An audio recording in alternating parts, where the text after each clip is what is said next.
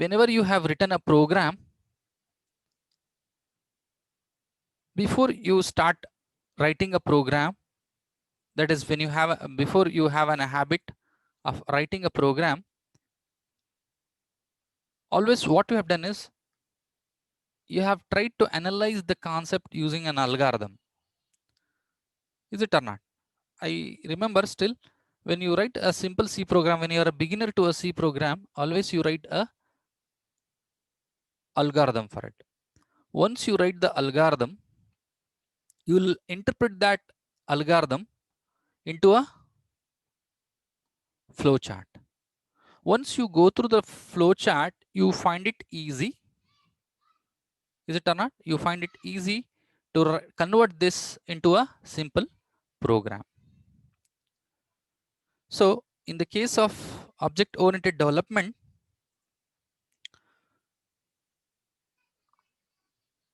we use graphical notations for representing object-oriented concept. The methodology has the following stages. The methodology has the following stages.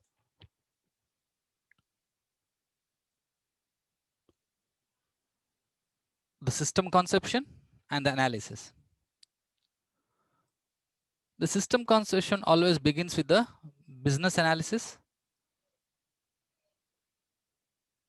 or user conceiving an application and formulating tentative requirement.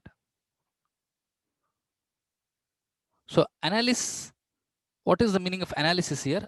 The analyst means those people do concentrate on a requirement, must work with the requester to understand the problem.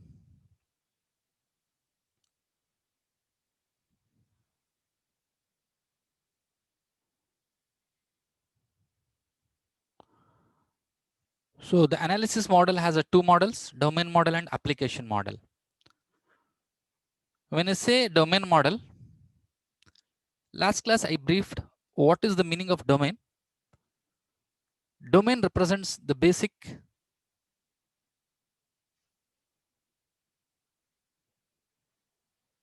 area. In the sense, if you work for a retail domain, your domain is a retail, but maybe you work as a software, you work on certain applications of that particular retail domain. Similarly, if you work for a banking sector or a insurance company, your domain is insurance, but your application is based on a particular module or a software that you work with that particular domain, right?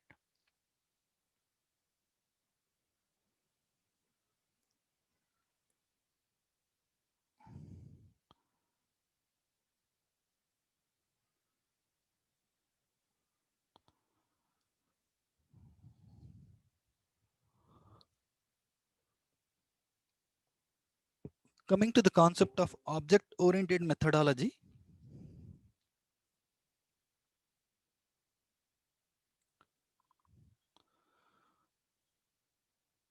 in object-oriented methodology, we do come across system design, class design, and implementation.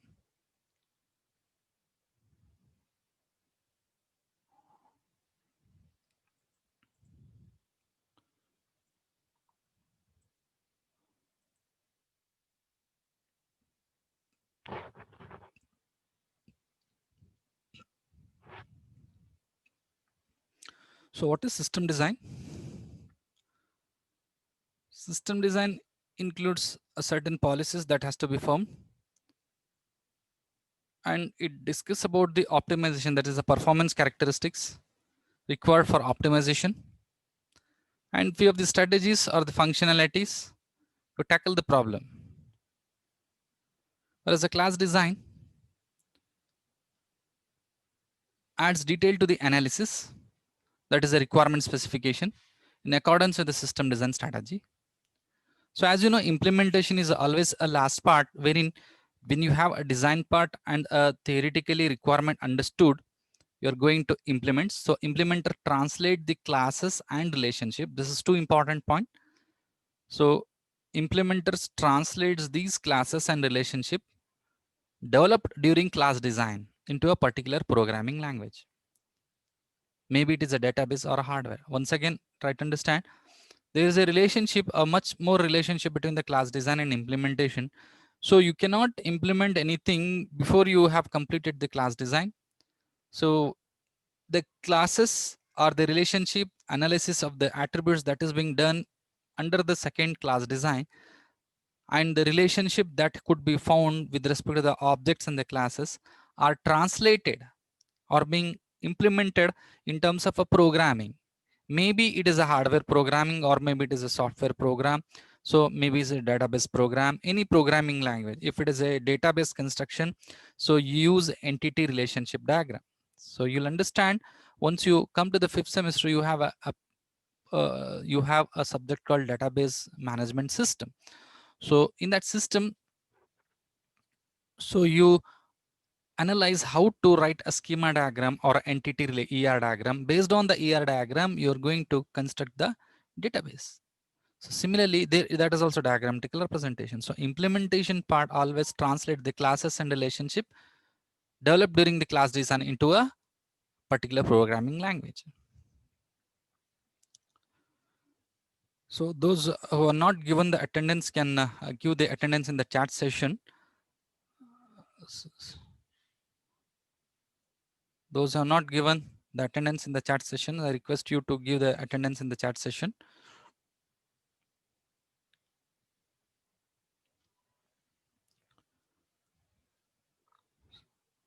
So the topic is next, modeling as a design technique.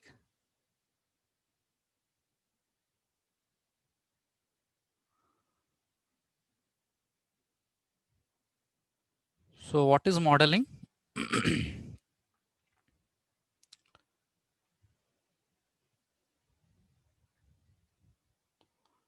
So modeling basically it consists of a building of abstraction of reality. As I said, abstraction says some sort of data heading. In the sense, if I ask you a simple thing, when you drive a car, simple, very simple example, when you drive a car, so what are the features that you are going to see? There are two aspects. When you are going to buy a car as a general person, as a general citizen, so what you are going to see? You are going to see the mileage, you are going to see the look, right? Maybe in terms of budget, mileage is a major thing, right?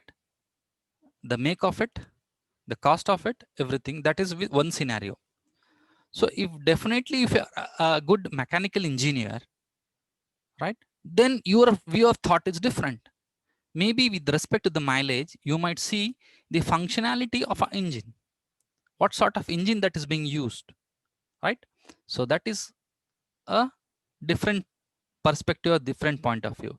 So in that sense, what I mean is abstraction shows that particular picture, because abstraction ignores the irrelevant details.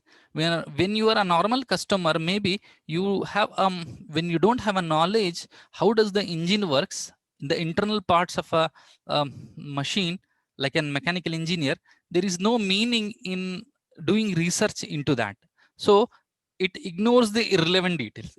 In that case, for me, the working of the engine and the type of engine that is being used in that particular car is irrelevant details. So I do go with only the relevant details. Is it or not?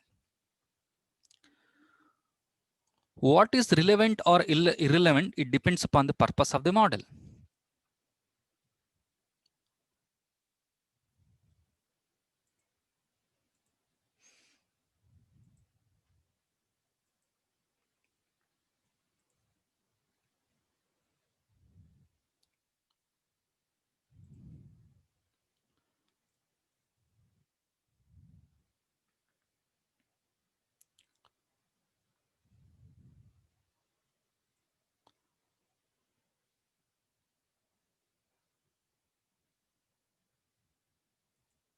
So the relevant or irrelevancy depends upon the purpose of the model.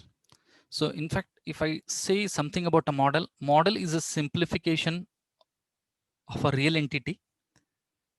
It provides a blueprint of a system, same as if, like I said, the flow chart. By seeing the flow chart, you are able to see the program organization of the system. Organization of the system is the flow of a system. What is the source, what is the destination, in between what is, what we have, what is the relationship in between, and dynamics of the system, the functionality of the system. Clear? So let me come to the definition. What is a model? It is an abstraction. Before building any system, it is an overall picture, how it is, what it is. We are not worried about the internal parts or internal functionality of it. What is a car? You say a car is a vehicle. Definitely.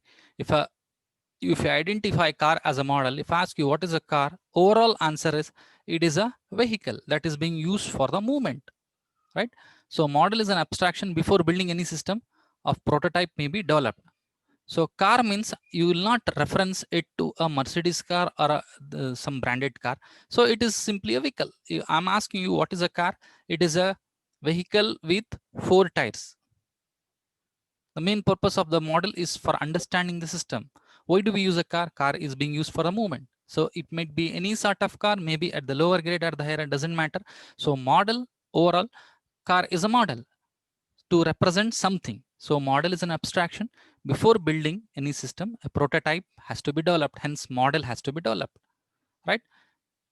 So not only that, you have seen, right, in mobile stores, you have a model before you purchase any mobile. So we have a specific model to represent that. Designer build different kinds of models for various purposes. For example, you can see the car, airplane, blueprints for a machine parts. Even the basically the civil engineers, before they do construct something else, they show the plan for house construction.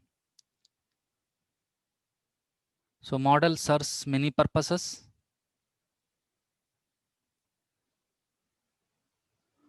So what does the model helps us? This is the importance of a model. Models helps us to visualize a system,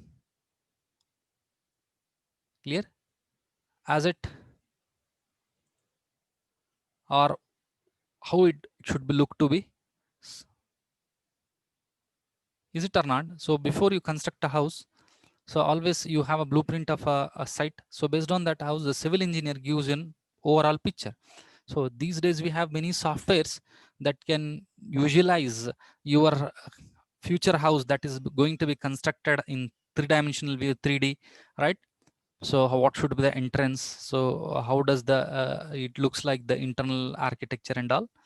So it helps to visualize the system as we want it to be. Like we do predict how it should be how it should be. So models really helps to specify the structure or behavior of a system. In turn, also the models provides a template, that is, it gives the real guidelines to achieve the system. And model helps to provide a documentation so that you can track through what is going on, documenting the decisions that we have taken.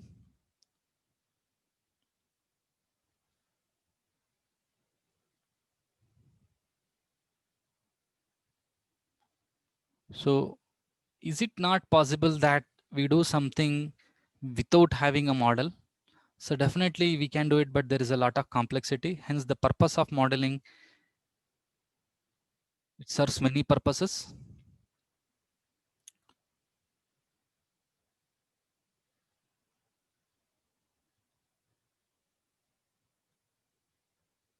That is, models helps to test a physical entity before building it.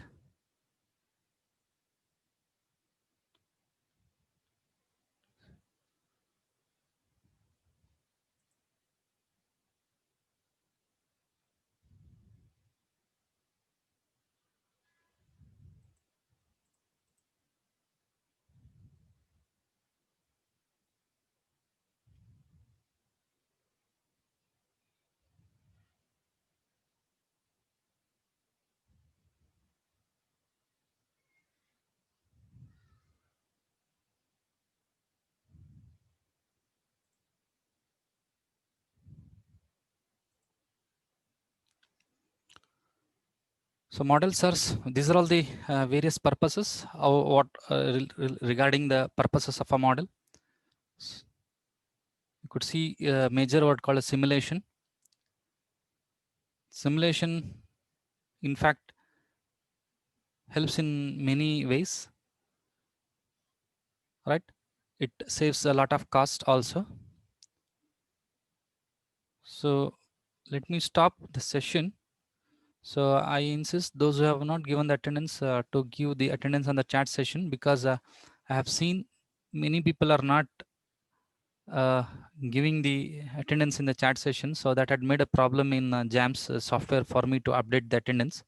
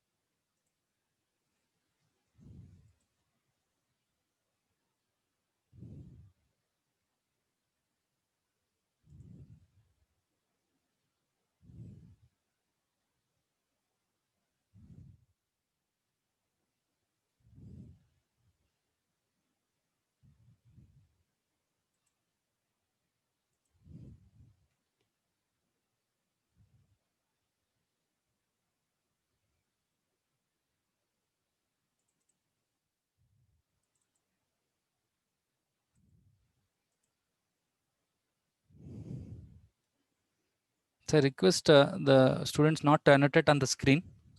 So I could see the register number, those who do the annotation on the screen.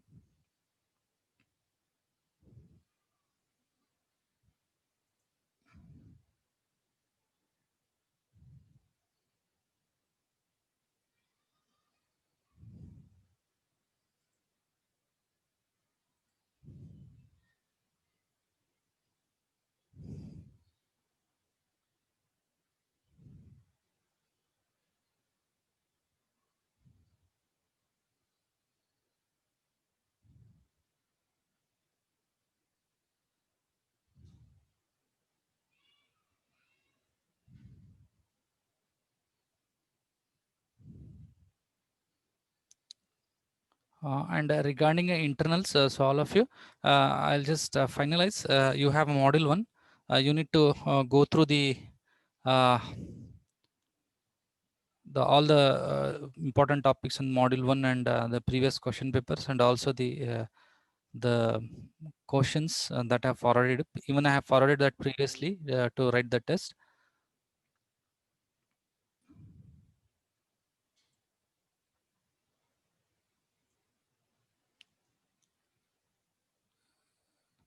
If you have any doubts, you can ask.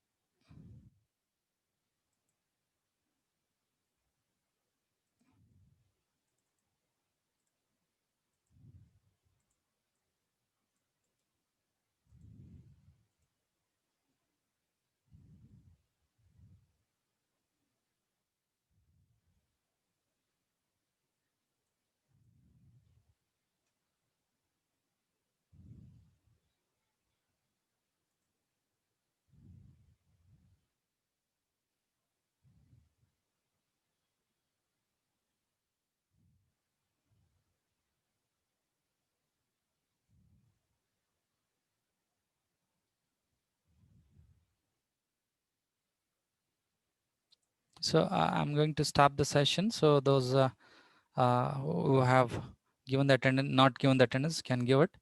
So let me continue the session next class. Okay.